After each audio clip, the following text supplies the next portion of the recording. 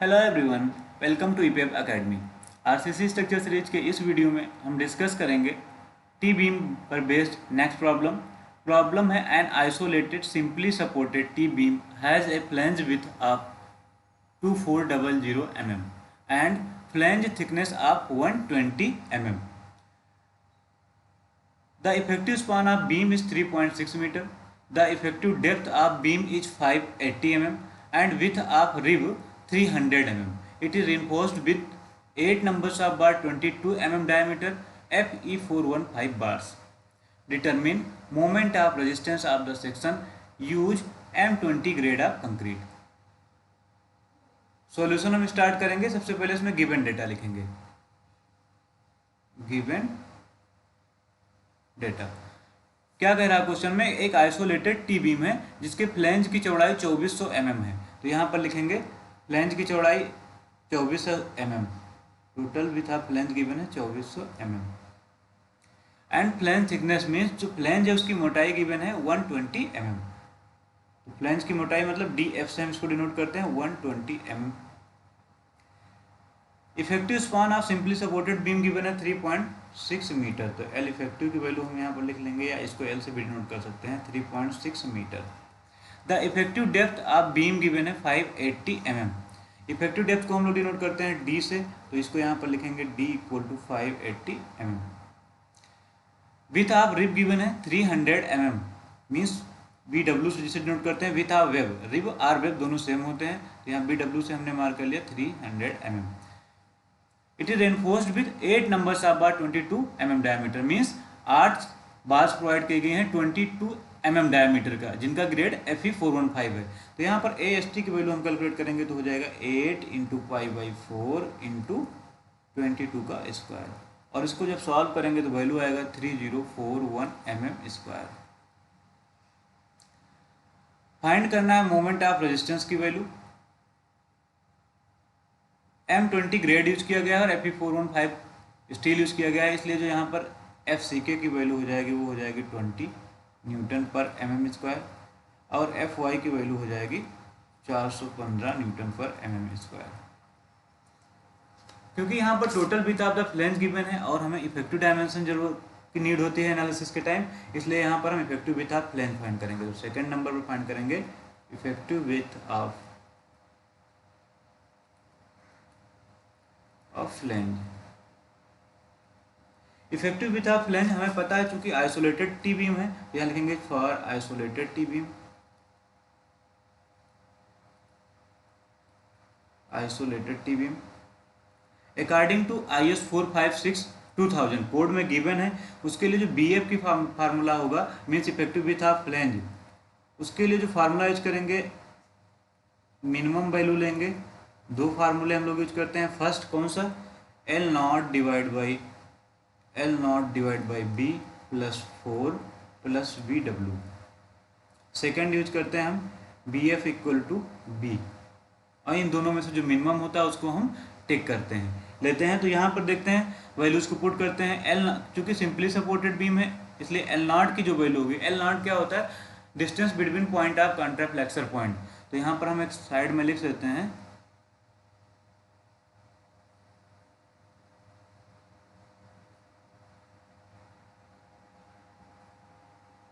चूंकि simply supported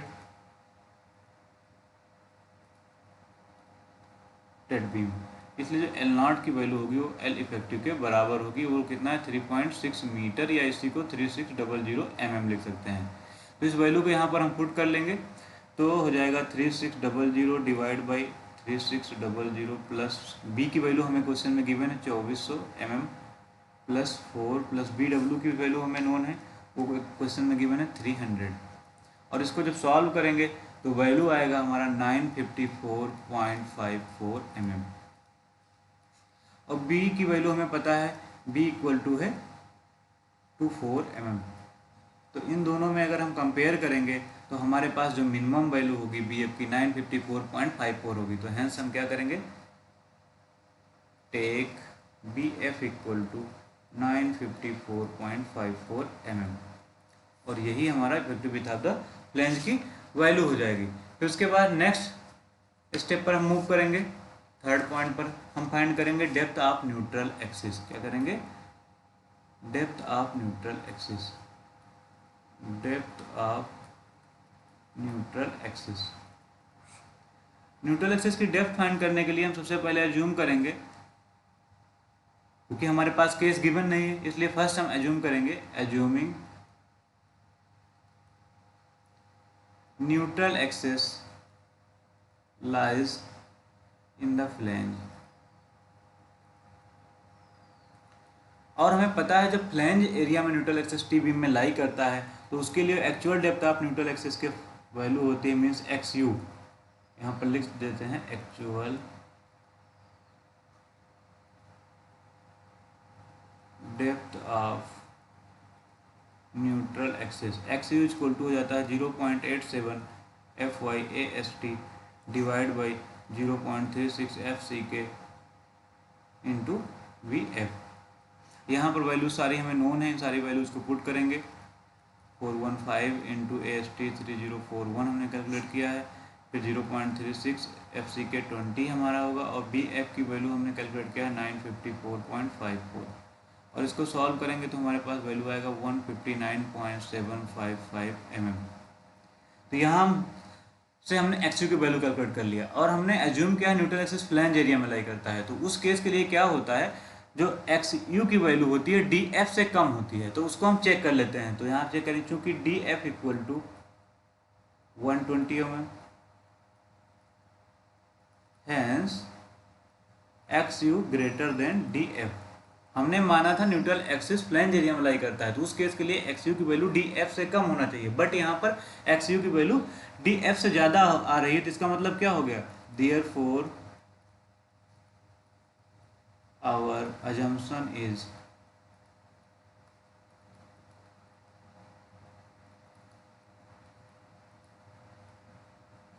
जो हमने एज्यूम किया है वो गलत है। इसका मतलब क्या हुआ, neutral axis and neutral axis lies in wave area, क्योंकि अगर फ्लैंज एरिया में नहीं लाई कर रही है, एक्स यू की वैल्यू डी एफ से ज़्यादा है, तो न्यूट्रल एक्सिस वेव एरिया में लाई करता है। तो इसके लिए भी दो केसेस होते हैं जब न्यूट्रल एक्सिस वेव एरिया में लाई करता है।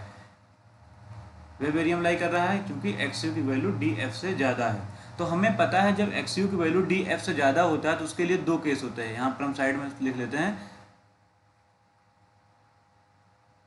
X U greater than D F के केस में दो सब केसेस हमारे होते हैं, फर्स्ट एंड सेकेंड, जहाँ पर एक होता है कि डी एफ की वैल्यू लेस देन होता है 0.42 एक्स यू से, तो उसके लिए एक एक्सप्रेशन फाइंड करते हैं। दूसरा D F is greater than 0.42 x you. हम किसी भी केस को एज्यूम करेंगे और उसको चेक करेंगे, अगर सेटिस्फाई कर रहा है ठीक, नहीं तो सेकंड केस रिमूव करते हैं, जैसे पहले में हमने किया। अभी क्या करते हैं, यहाँ पर हम एज्यूम करते हैं सेकंड केस को एज्यूम कर लेते हैं। तो यहाँ पर एज्यूम करेंगे, assume x U D F greater than 0.42 x you. इस केस के लिए अब न्यूट्रल एक्सिस का हम फार्मूला फाइंड करेंगे। नाउ हमें पता है, नाउ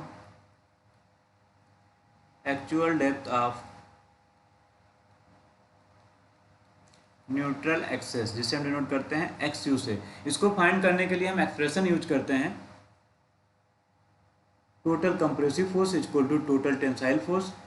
और सब केस सेकेंड जो हमारा इस केस के लिए न्यूट्रल एक्सिस को फाइंड करने के लिए एक्सप्रेशन होगा वो होगा टोटल कंप्रेसिव फोर्स में 0.36 FCK। हमने इसको डिस्कस किया है कॉन्सेप्ट में, FCK BW into x you plus 0.45 FCK BF minus BW into YF C1 plus C2 की वैल्यू होगी इक्वल टू TU की वैल्यू हो जाएगी 0.87 FY into AST।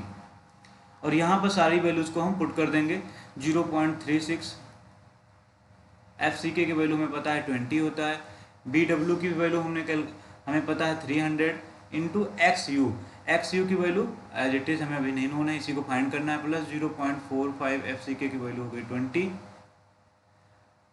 And BF की वैल्यू हमने कैलकुलेट किया 954.54 माइनस BW की वैल्यू 300 हमें नोन है, इंटू YF की वैल्यू हमारे कोड के अकॉर्डिंग यहाँ पर नोट कर लेते हैं, क्योंकि हमें वाई एफ की वैल्यू नहीं पता है। तो अकॉर्डिंग टू कोड यहीं पर लिख लेते हैं हम लोग,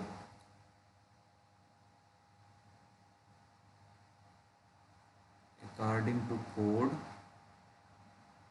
जो वाई एफ की वैल्यू होती है वो होती है 0.15 XU प्लस 0.65 DF। वैल्यूज को पुट कर देते हैं, 0.15 XU एज इट इज़ रहना है क्योंकि XU की वैल्यू नहीं पता है, प्लस 0.65 DF की वैल्यू हमें पता है 120 mm क्वेश्चन में गिवन है। इसको सॉल्व करेंगे तो 0.15 XU प्लस 78 आएगा, और इस वैल्यू को हम यहाँ पर पुट कर देंगे। वाई एफ की वैल्यू यहाँ पर पुट करेंगे 0.15 XU plus 78 equal to 0.87 FY into AST की वैल्यू 3041 है। और इसको जब हम सॉल्व करेंगे तो हमारे पास XU की वैल्यू आएगी, XU इक्वल टू आएगा 209.77 mm। XU की वैल्यू फाइंड करने के बाद फिर हम चेक करेंगे जो कंडीशन हमने एज्यूम किया था। कंडीशन हमने एज्यूम किया था DF की वैल्यू 0.42 XU से कम होगा, तो हम D divide by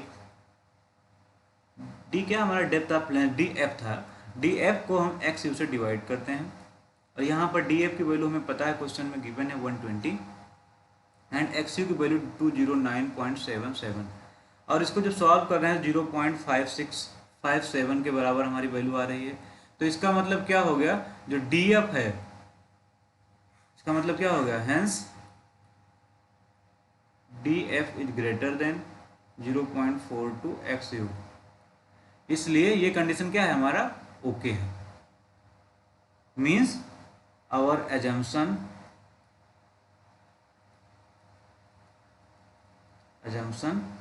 is correct, जो हमने अभी एज्यूम किया था वो हमारा सही है। अब क्या करेंगे, हम मोमेंट ऑफ रेजिस्टेंस फाइंड करने की ओर बढ़ेंगे। इसको यहाँ पर ब्रैकेट में कर देते हैं हम लोग। मोमेंट ऑफ रेजिस्टेंस फाइंड करना है, हमने actual depth of neutral axis find कर लिया, तो हमें critical depth of neutral axis या limiting depth of neutral axis भी फाइंड करना होगा, ताकि चेक करें हमारा सेक्शन किस नेचर का है। तो यहाँ लिखेंगे limiting depth of neutral axis, जिसे हम XU लिमिट या XU मैक्स से डिनोट करते हैं। हम XU मैक्स को कंसीडर करते हैं, तो XU मैक्स जो होगा फॉर FE 415 ग्रेड के लिए होगा 0.48 D। लिख देते हैं फॉर FE 415 0.48 D की इफेक्टिव डेप्थ की वैल्यू हमारे क्वेश्चन में गिवन है 580। सॉल्व करेंगे, वैल्यू आएगा 278.4 mm।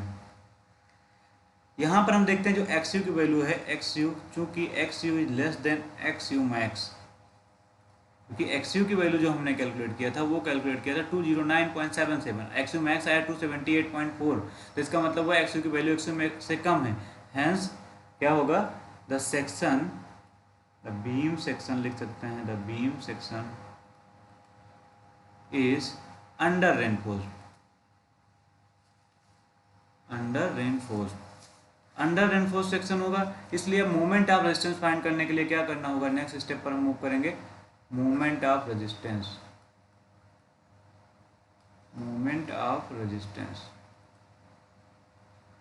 तो हमें पता है अगर मोमेंट हमारा सेक्शन अंडर रेनफोर्स्ड है, लिखेंगे for under reinforced beam section, for under reinforced beam section, जो मोमेंट ऑफ रेजिस्टेंस का फार्मूला होगा वो होगा कंप्रेशन साइड से। तो यहाँ पर MU की वैल्यू जो हो जाएगी इस केस के लिए, MU इक्वल टू